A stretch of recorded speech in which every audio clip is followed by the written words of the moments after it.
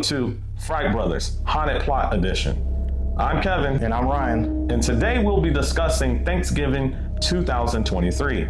And happy Thanksgiving, guys. So, Thanksgiving 2023 is a holiday slasher directed by Eli Roth and written by Jeff Rendell. Based on a story the two created together. Set in Plymouth, Massachusetts, the film follows a town still traumatized by a deadly Black Friday riot at a big box store.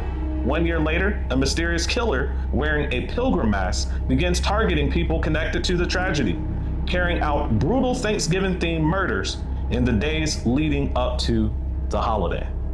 Ryan, what are your spoiler-free thoughts of this movie? Okay, for me, I thought this movie was a very good movie. I thought it was effective at taking a lot of slasher elements, like some suspense, and then making the villain mysterious for a long period of time throughout the film. And then it delivered excellent kills. Like, I thought the kills were great. Now, there were a few kills that I thought were kind of a little CGI'd, a little silly, a little sillier than they should have been. But for the most part, it delivers the kills at the right time. And I thought it was overall a good movie. So what about you? Yeah, for me, I thought the movie was a movie that exceeded expectations for me. I went into this movie not really thinking that it would be any good, because after all, most of the great movies that we've seen, horror related, happen around, Halloween. They do not happen on Thanksgiving. Yeah. So I was like, okay, this movie is probably not going to be good. It's about a pilgrim guy that's going around killing people. I don't think it's going to be that great, but it ended up being a movie that exceeded my expectations. So let's go ahead and break down the movie into its 3 acts, and then we'll give our final thoughts on this particular movie. So we want to begin with the actual catalyst for this whole movie unfolding. So the whole movie unfolds because of one major scene at the beginning. Yeah. And so that was the riot at the box store there. So Ryan, do you want to describe what you saw there? So it was the riot at the Black Friday that was supposed to take place a year before this, the events of what will happen throughout the movie. But essentially it was the typical Black Friday stuff where you have people lined up outside of stores, acting fools, running over people, bum rushing, security, people running over people with shopping carts, knocking people down, trying to get into the store to get items that are on sale. And the classic consumerism, which we see a lot in horror movies, that consumerism trope that's played. I mean, we've seen it a lot in the Child's Play franchise. But you basically had a bunch of angry mob of people ready to get into this big giant store that looked just like a Walmart.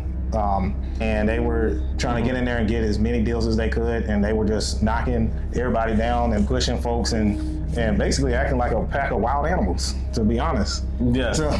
So you see this movie's emphasis on a major theme of consumerism. How in many ways this particular scene shows how the people prefer, or they act on consumerism more so than they act on the care and concern of other human beings. In fact, in this opening scene here, there are several people that are trampled on or killed during this scene. So we see that the security guard, Doug, is trampled over because he's trying to hold everybody in. He's trampled over and stuff like that, and he ends up dying in the process. We also see a customer that there's a shard of glass. He's running in to try to get some items, and he cuts his neck on the shard of glass. He grabs one of the, I believe it was like an iron for a waffle iron. Yeah. He grabs it, and then he falls down to the ground, and someone takes that item from him, and he ends up dying. And then we see that Bobby, who is the protagonist, Jess, is the protagonist of this movie, the final girl of this movie, and her boyfriend a year prior to the events was Bobby, and Bobby was a baseball player well known for his ability to pitch the ball. And so he gets his good arm that he uses to pitch, broken, and it ruins his career as a baseball player. We see Amanda, who we find out later that Amanda and Patrick Dempsey's character as the sheriff had been having an affair. Amanda is married to one of the Right Mart, that's the name of this big box store, Right Mart managers there. And so she's married to him, but we find out later that Patrick Dempsey's character and her had an affair, and that she was pregnant at the time that she was trampled on and scalped, and she ends up dying in the process. And then we see Patrick Dempsey's character named Sheriff Newton see this chaos unfold. And then what he does is he takes out, I believe it was either a pistol or some type of revolver, and just shoots it up into the lights to kind of tell everybody to stop and calm down. And that's where we get our title card for the movie. So, Ryan, when you see the title card come in and this chaos unfold, what did you think? So I was just trying to figure out, why would there be a serial killer? Like, how does this relate to? Yeah, how does it relate to us having a serial killer? Something had to have happened to make someone angry enough to go around just killing folks. Yeah, so we're in the scene, we're trying to figure out, okay, why do we have a serial killer? And we know that it has to do something with that opening scene there. So let's go ahead and move on to our kills. So one of the first kills that we see is one of the waitress who was at the Right Mart a year ago. She's working. We see our protagonist there, a group of high school students, including Jess as the lead protagonist, just eating and dining there. And then she's cleaning up. Everybody has left the store. And then we see the pilgrim mask left on the counter. Ryan, tell us what happens after that. Okay, so that was the waitress that had, I believe, ran over the lady with the shopping cart and scalped her. Yep. So that was a pretty brutal fatality right there. But eventually she's there, she's cleaning up, and it's late at nighttime, and she's at the diner, and she sees someone dressed in a John Carver costume, and they are essentially trying to kill her. At one point, he grabs her head. She runs into a freezer, and then he grabs her head and puts her face on the door of the freezer. Yeah. And before he does that, he does a ceremonious dunking her head into the water, right? Water, yeah. And then throws it over there so it can. Yeah. So, yeah, and then she rips like some skin off her face, and then it messes up her iPhone because she's trying to. Yeah, it doesn't recognize her facial recognition because of the damage that's been done to her face due to the parts of her face that were torn off. Yep. And so we find out that this character's name is Lizzie. She seems to be able to escape from the mass murderer here, the pilgrim that has the John Carver attire on. But when she goes outside, she gets away, she goes outside, she notices she doesn't have her keys. Yep, and then the car turns on. And the car turns on, and she jets it to the dumpster, and then the car is coming at her as fast as possible, hits the dumpster, and then ends up just chopping her, Yeah. So what would you call that in medical terms there? So she got bisected. Essentially, like her top part of her body was severed from her lower body. But see, that was one of the parts of the CGI that I was referring to that I did not like, because I don't know how the top of a lid of a trash can can cut somebody in half. It seemed a little bit unrealistic there with the CGI. So I will admit that. The next day, the police arrive, or that morning, and they discover that half of her body is on the sign right above the Right Mart there. And so it just shows you that's the brutality that's occurring here, and that somebody has a agenda and a revenge plot. Yeah. So we move on, we see additional murders as well. So one of the ones that we see is that there's the security guard, right? Yeah. So the security guard that had ran away from the Right Mart the year before, when it started to get crowded and everyone was there, and he just quit and ran off. We see that he's at his apartment getting ready to go to the Dominican Republic and catch a plane over there. And he has a little cat that he's feeding and stuff and talking to. And what happens, right?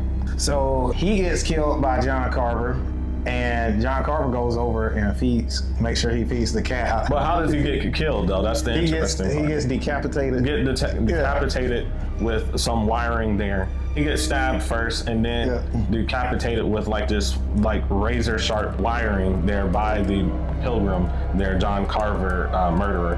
And so we see again, right before he gets decapitated, that he encounters this mask, the John Carver mask there at the criminal or the crime scene there. And so that is end of him, and the police come and investigate, obviously. And then we get another kill as well. So, and this time it's boyfriend-girlfriend at the gym at the high school, right? So the boyfriend comes into the gym. His girlfriend is a star cheerleader. Yeah. And so the boyfriend is named Lonnie. And we see that John Carver comes in there, rings his neck around, where it's almost like one of the, what kind of movies have we seen that before in? Like The Exorcist. Exorcist, like other movies. I think even Jason movies. Yeah. Why don't you go find yourself a pig to fuck? Yeah, invite only corn poke and you weren't invited. People get their necks get rung like that. Almost like, you know, what they used to do owl with, turned over. Yeah, all the way around. And then she doesn't notice it, and she's doing her little performance on the trampoline, doing her jumps and stuff. And as she does her jumps, there's a knife poking up through the trampoline and ends up gutting her too. Later we find out she kind of survives until we get to our final dinner closer to the end of the movie, where she meets her demise there.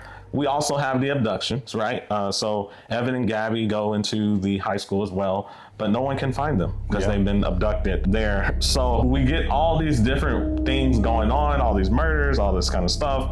And then we find out that our protagonist, Jess, and Scuba, who is dating girl. Well, yeah, I think her name is Yulia. Yeah, Yulia, yeah. So they end up, they're like, wait a minute. They actually start to put things together. I'm like, something's not right here. All these people are getting murdered. We got to get to the bottom of this, and we need to have some protection. And so they end up going to a party, McCarty's party, who is this older guy that hangs around high school students, and they go to his place. I mean, he should be in jail because he's giving alcohol to underage people. High school he's students. hosting these parties where they're having drug and alcohol for high school students, and he's like in his late 20s or 30s. And then he ends up giving them weapons that they would use later on. He ends up giving the pistol to Scuba, and then also Jess is like, I don't want any of those weapons. I'm not interested. But he ends up giving her that little ring thing to be able to, that she uses later on to cut through some of the wiring there, or the rope that ties her up later on. So that comes in handy. And then our big scene here for Act 2 is the parade scene. So Ryan, describe what happens in the parade here, the Thanksgiving parade. Okay, so I'm a little shaky on it, but if I can recall, that was when, so they're having the Thanksgiving parade and everybody's there. Everybody's there, and then what you have is you have the guy that's dressed up as a turkey. Oh yeah, He gets decapitated. Like, and you see it on camera, and the crowd is like reacting to it. So he gets decapitated. Then there's some smoke bombs that are thrown. Jess and her friends try to run away at this point, and they get into the SUV, right? And one of the sheriff deputies is about to get in the SUV, but he's shot. And then we see the man in the clown mask jump into the SUV and then shoot all of them with like some sleeping, you know, kind of gas or whatever, some sleeping to make them knocked out and put them to sleep.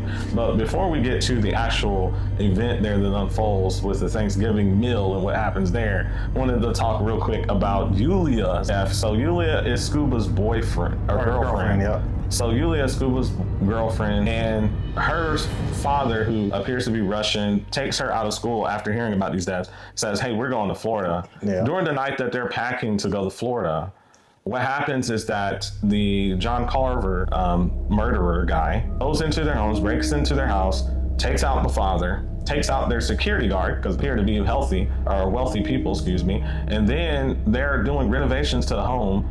So he goes upstairs and then takes her out, and the way that he does it is he takes the corn things, like the things that you use to hold corn husks. He just like takes them and just stabs her. What do you call it? Eardrums out, right? So she can't hear. So she's crawling. She's having this imbalance because she can't really walk. With her equilibrium has been taken out. Yeah, it's been taken out. In her ear. So that's when Scuba sees that FaceTime, and so does Jess. They run over to try to save her. And by the time they get there, what happens is that John Carver throws Yulia into the table saw and just slices her completely up, unfortunately. And so that's the end of her.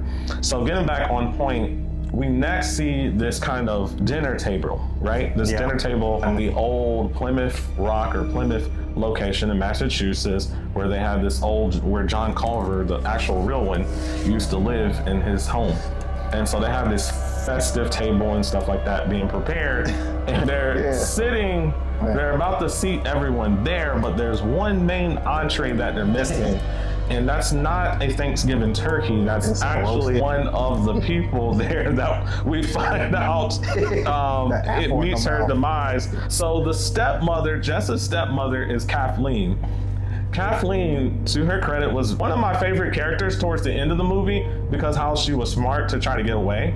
But what happens is that John Carver is like dressing her up and putting like salt and pepper and like basil and all these kind of spices and seasoning her up to be able to cook her for the meal, to be the turkey meal.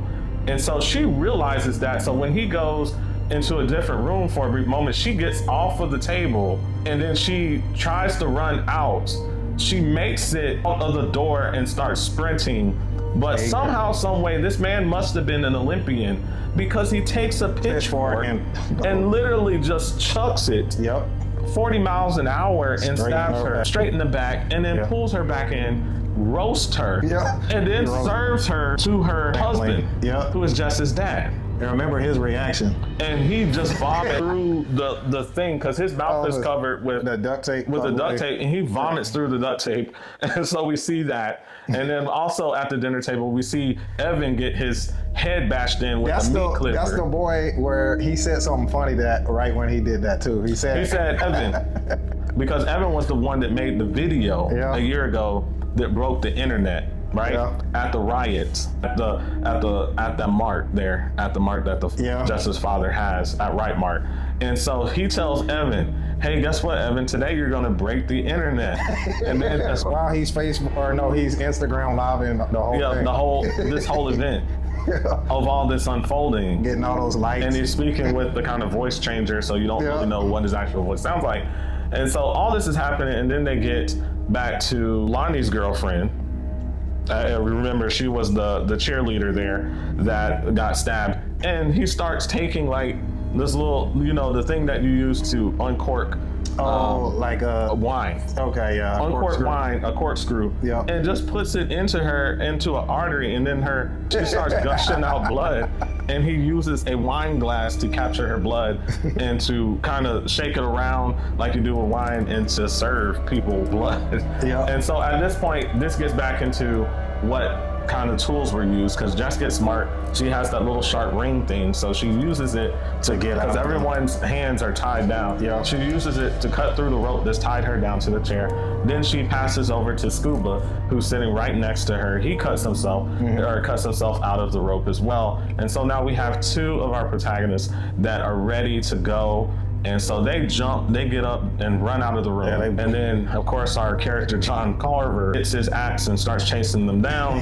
They go through these different hallways and corridors. And then what happens is that Scuba decides that he's going to confront John Carver, who really chops him up good with his axe on his arm there. But Jess is getting away while this is happening. So John Carver is running after her. She makes it out of the home.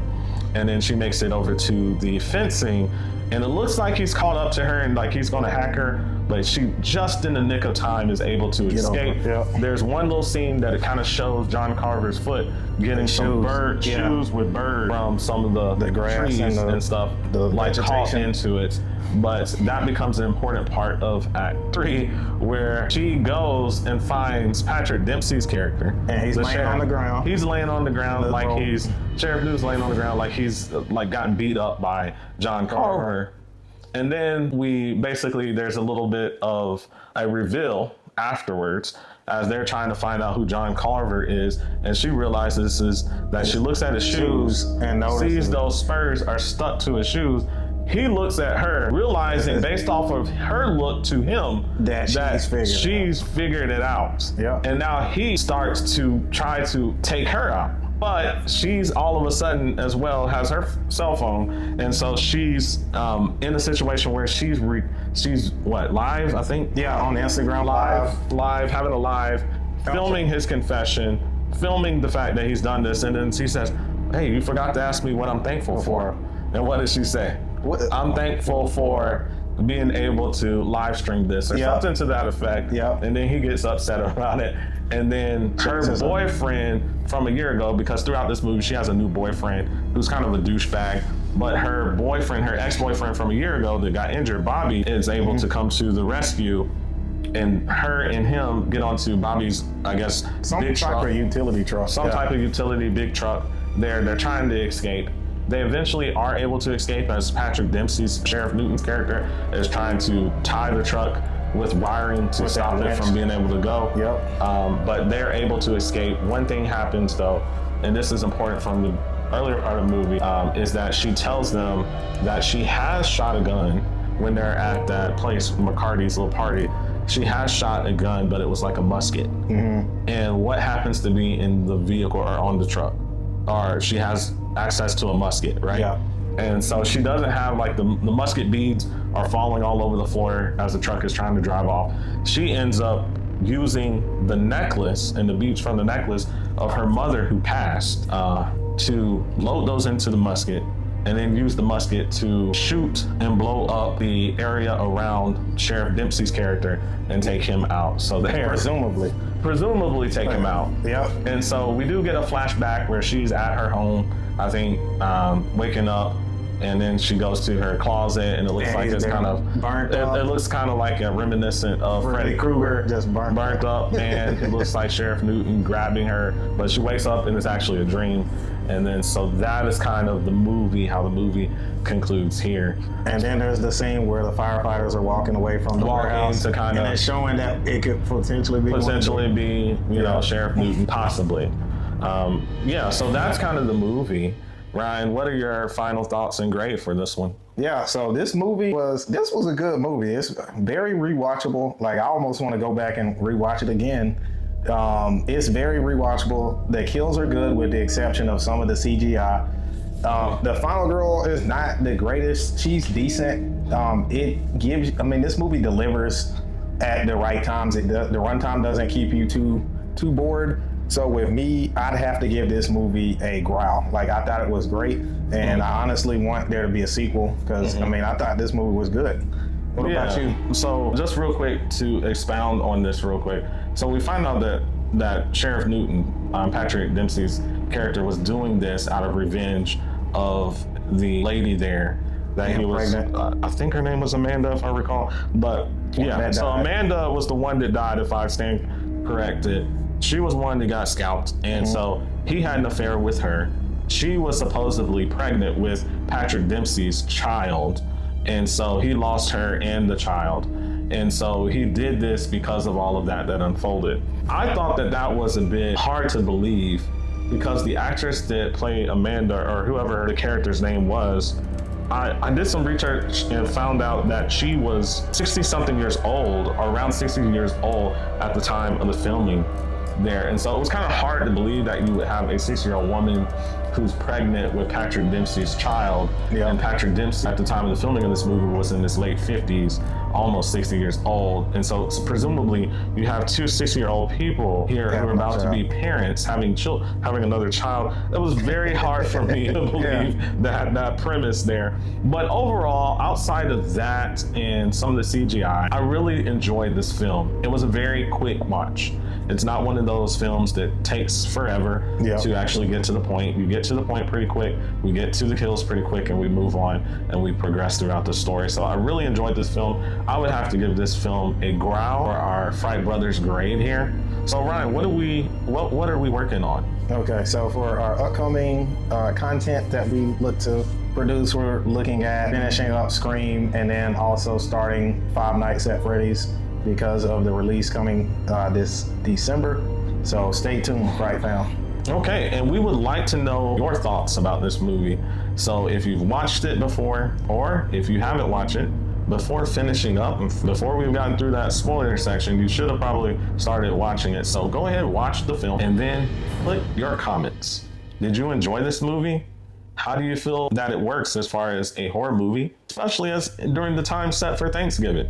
Did you like Patrick Dempsey being the villain in this movie? Put your thoughts in the comment section below. And remember, Fright Fam, be watchful.